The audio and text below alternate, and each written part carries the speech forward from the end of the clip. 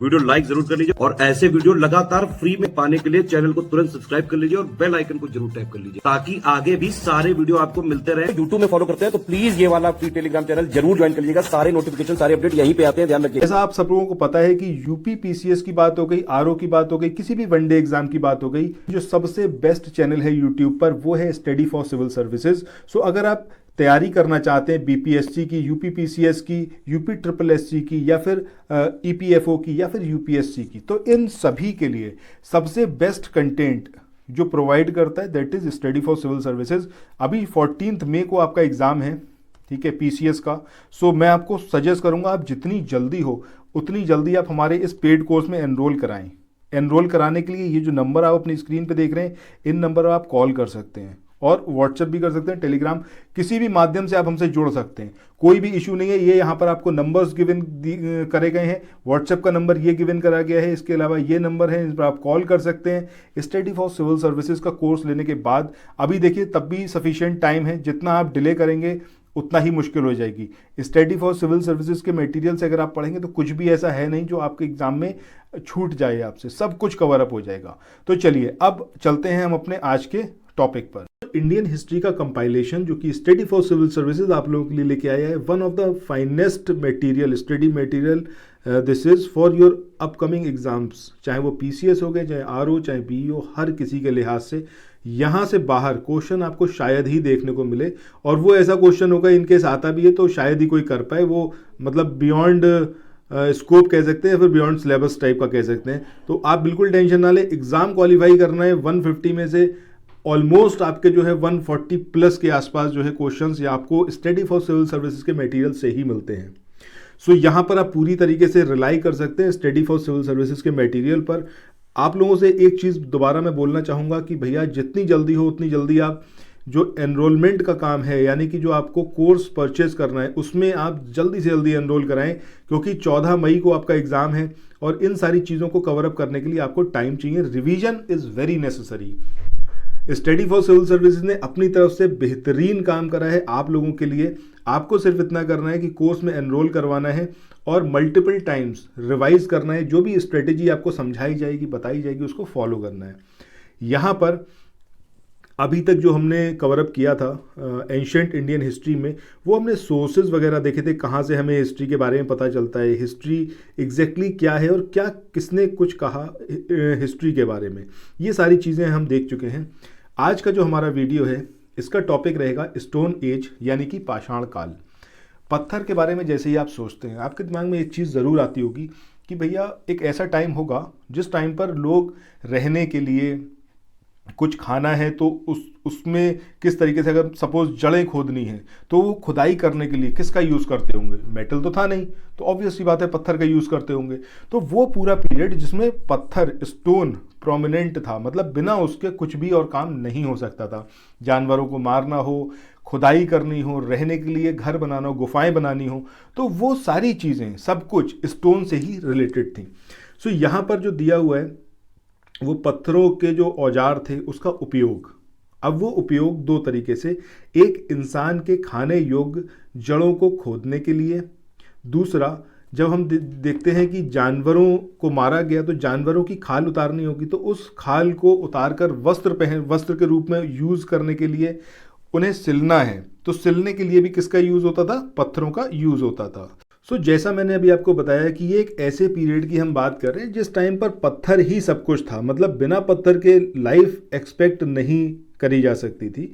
सो पाषाण युग से तात्पर्य जो है वो क्या तात्पर्य है उसको यहाँ पर समझिए।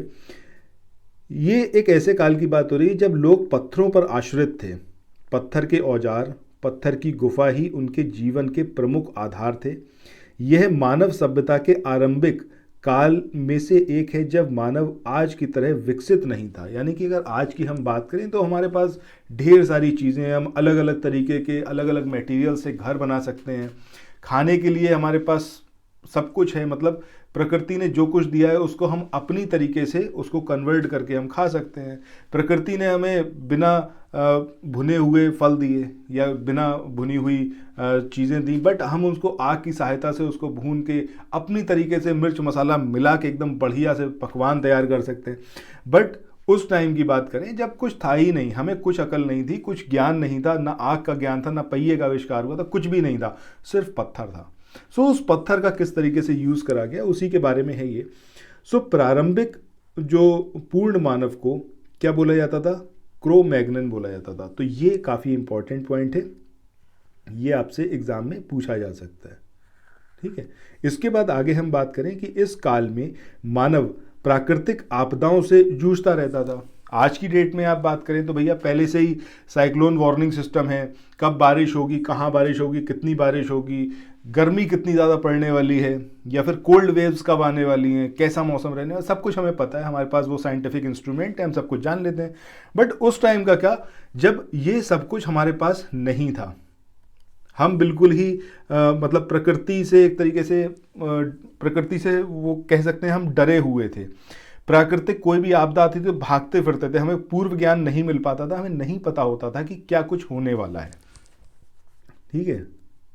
और जब खाना खाना होता था, कुछ भूख लगती थी, तो हमारे पास दो ही ऑप्शन होते थे, या तो हम शिकार करें और या फिर जो कंदमूल फल जो हैं उसको खाएं और अपने जीवन को आगे बढ़ाएं, जिंदा रहें। इसके बाद ब्लेड ब्यूरिन, ये बहुत इंपॉर्टेंट है, इसको याद रखिएगा। ब्लेड ब्यूरिन प्रकार के जो उपकरण थे वो उच्च पूर्व पाषाण काल परंपरा की प्रमुख विशेषता है। इसको ज़रूर आपको एज इट इज़ याद रखना है कि ब्लेड ब्यूरिन इस टाइप के जो इंस्ट्रूमेंट थे या उपकरण थे, ये उच्च पूर्व पाषाण काल परंपरा की प्रमुख विशेषता है। इसके अलावा जो आपको मेन पॉइंट याद रखना है वो है आपका सोहन संस्कृति, मद्रासियन संस्कृति और विंध्यन संस्कृति। इसका संबंध किससे है आपका, पाषाण युगीन संस्कृति से। बहुत ही ज़्यादा इम्पॉर्टेंट है। सोहन संस्कृति, मद्रासियन संस्कृति और विंध्यान संस्कृति, ये तीनों रिलेटेड किससे हैं, पाषाण युगीन संस्कृति से। अब यहाँ पर बात ये आती है कि चलिए ठीक है, ये सारी बातें हो गई, बट बताएं किसने, सबसे पहले किसने इंडिया का जो प्रागैतिहासिक काल है उसके बारे में बताया, उसको सामने लेके आए। तो इसका पूरा क्रेडिट तो जाता है वो डॉक्टर प्राइमरोज को जाता है। ये नाम ज़रूर आपको याद रखना है, डॉक्टर प्राइमरोज, ठीक है। अब आगे हम देखें तो 1842 में कर्नाटक के रायचूर जिले के लिंगा सुगुर नाम का जो नवपाषाणिक स्थल है, वहाँ से प्रागैतिहासिक औजार प्राप्त किए गए। ये जो स्थल है आपको ज़रूर याद रखना है, लिंगा सुगुर। ये कौन से पीरियड का है, ये आपका नवपाषाणिक स्थल है और वहाँ से प्रागैतिहासिक औजार जो हैं उनको प्राप्त किया गया। आगे हम बात करें कि कौन कौन सी संस्कृति है, किस किस उसमें रखा गया, काल में रखा गया है। तो प्राग इतिहास की अगर हम बात करें तो प्राग इतिहास में रखा गया आपका पाषाण कालीन सभ्यता को। आदि इतिहास की बात करें तो आदि इतिहास में रखा गया आपका सिंधु घाटी सभ्यता और वैदिक सभ्यता को। वहीं छठी शताब्दी ईसा पूर्व से ऐतिहासिक काल जो है वो स्टार्ट होता है। बेसिकली एग्जाम में क्या आएगा, आपको एक सूची दी जाएगी और उस सूची का मिलान कराने को पूछ सकता है, या फिर आपसे ये कह सकता है कि कौन सा इसमें से सही नहीं है। उसमें आपसे इस तरीके से आएगा, एक तरफ आपको ये दे दिया जाएगा प्राग इतिहास, आदि इतिहास और ऐतिहासिक, और यहाँ पर आपको दूसरी सूची कैसे दे देंगे जिसके अंदर लिख देंगे पाषाणकालीन सभ्यता, सिंधु घाटी सभ्यता और छठी शताब्दी ईसा पूर्व का इतिहास। तो इस तरीके से आपको कुछ लिस्टिंग बना के दी जाएगी, आपसे पूछा जाएगा, स्टेटमेंट वाइज भी आ सकता है, दोनों तरीके से ये पूछा जा सकता है। सो आगे इसमें देखते हैं। आगे इसमें दिया हुआ है कि सर्वप्रथम 1863 में भारत में पाषाणकालीन सभ्यता का अनुसंधान प्रारंभ हुआ। प्रागैतिहास के अध्ययन का विषय निरक्षर समाजों का इतिहास है। मतलब वो टाइम जब लिखना पढ़ना कुछ पता नहीं था, कुछ अक्षर वगैरह का ज्ञान नहीं था, उस टाइम की यहाँ पर हम बात कर रहे हैं। इसके बाद साल 1816, तो साल 1816 की बात करें, इसमें काफ़ी इंपॉर्टेंट है ये नाम टॉमसन का, क्योंकि इन्होंने पाषाण काल, कांस्य काल और जो आपका लौह काल था इसका त्रियुगीय विभाजन किया। ये क्वेश्चन एग्जाम्स में पूछा जा चुका है, ज़रूर इसको याद रखिएगा। इसके बाद आगे हम बात करें 1865 की, तो 1865 में जॉन लुबाक, इन्होंने पाषाण काल का विभाजन पूर्व पाषाण और नव पाषाण में किया। तो इनका क्रेडिट किसको जाता है? जॉन लुबाक को, क्योंकि जॉन लुबाक ने जो पाषाण काल था उसको फर्दर डिवाइड करा दो पार्ट में, एक पूर्व पाषाण और दूसरा नव पाषाण। बहुत ही ज़्यादा इंपॉर्टेंट है, याद रखिएगा। लुबाक को ही बाद में लॉर्ड एवेरेरी, ठीक है, एवेवरी, इसके नाम से जाना जाता है। इनका नाम यहाँ पर याद रखना आप। इसके बाद आगे हम देखते हैं, अगर हम बात करें पैलियोलिथिक की या फिर पुरापाषाण की, पैलियोलिथिक या फिर पुरापाषाण और जो नवपाषाण है नियोलिथिक, ये जो शब्दावली है इसका सबसे पहला जो यूज़ करा वो किसने करा? जॉन लुबाक ने। अभी हमने इसके बारे में पढ़ा है। और ये इन्होंने कहाँ पर करा? इनकी एक बुक है जिसका नाम क्या है? Pre historic time. Pre historic time ये पब्लिश हुई आपकी 1865 में। इसमें इन्होंने इस चीज़ का पूरा वर्णन किया है। इसके बाद एक अगला नाम है जो काफ़ी इंपॉर्टेंट है, ये है आपका लार्तेत। इन्होंने पुरापाषाण काल का विभाजन प्रारंभिक या फिर निम्न पूर्व, मध्य पूर्व और उच्च पूर्व पाषाण काल में किया। तो ये दो नाम, एक आपका हो गया क्या? लार्तेत, और दूसरा क्या हो गया? जॉन लुबाक। इन्होंने पाषाण काल का डिवीजन करा। जॉन लुबाक ने दो में करा, पूर्व पाषाण और नव पाषाण। वहीं लार्तेत ने जो डिवीजन करा पुरापाषाण का, वो किस में करा? प्रारंभिक, निम्न पूर्व और मध्य पूर्व। ठीक है, सो इस तरीके से आपको ये पूरा यहाँ पर याद रखना है। इसके बाद आगे देखते हैं। इसके बाद आगे हम बात करते हैं हस्त परशु या फिर कुठार। इस प्रकार के जो पाषाण उपकरण थे इनके निर्माण में फ्लेक विधि, चॉपर चैपिंग विधि और बोरर विधि इसका यूज़ किया जाता था। जबकि हैंड एक्स की बात करें तो इस प्रकार के औजार सर्वप्रथम मद्रास और अतिरपक्कम से प्राप्त हुए हैं। इनमें क्लीवर, स्क्रैपर आदि उपकरण को शामिल किया गया है। कालक्रम की हम बात करें तो सबसे पहले पूर्व पाषाण काल, फिर नव पाषाण काल, फिर कांस्य युग और फिर लौह युग।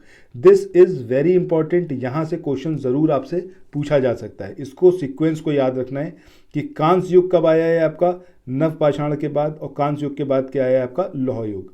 डेनमार्क के कोपेनहेगन संग्रहालय की सामग्री के आधार पर पाषाण, कांस्य और लौह युग इसका त्रियुगीय विभाजन 1820 में पुरातात्विक क्रिश्चियन जॉर्गेसन थॉमसन इन्होंने किया। दिस इज ऑल्सो इम्पॉर्टेंट, पूछा गया क्वेश्चन है।